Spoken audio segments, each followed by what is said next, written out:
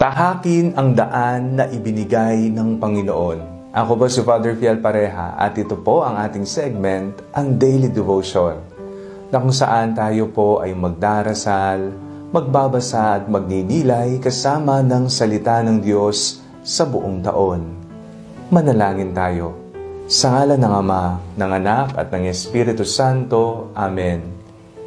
Halina, banal na Espiritu, liwanagan mo ang aming puso at isip nang maunawaan at maisabuhay namin ang iyong salita.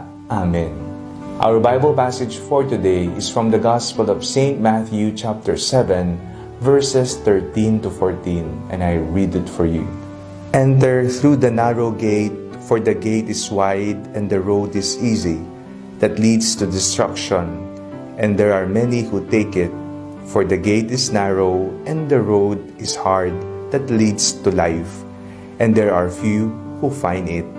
Kung papipiliin po tayo ng daan, kung dalawang daan ang ating pagpipilian, ang maluwang na daan o ang makipot na daan, ano ang ating pipiliin?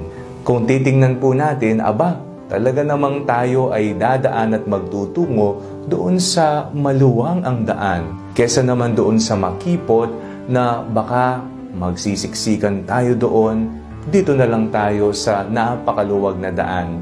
Ngunit inexplika sa atin ng ating Panginoong Jesucristo ang dahilan kung bakit ang pipiliin natin ay ang makipot na daan. Sa maluwang na daan, dito kumbinyente, ikaw ay makakapaglakbay ng maaliwalas, samantalang sa makipot na daan, baka maraming problema ang iyong kakaharapin. Ngunit napakaraming sadya ang pumipili sa maluwang na daan. Magaan ang buhay, hayahayang buhay, at kakaunti lamang sa katotohanan ang pipili sa makipot na daan. Ngunit ang daan patungo sa kaligtasan ay ang makipot na daan.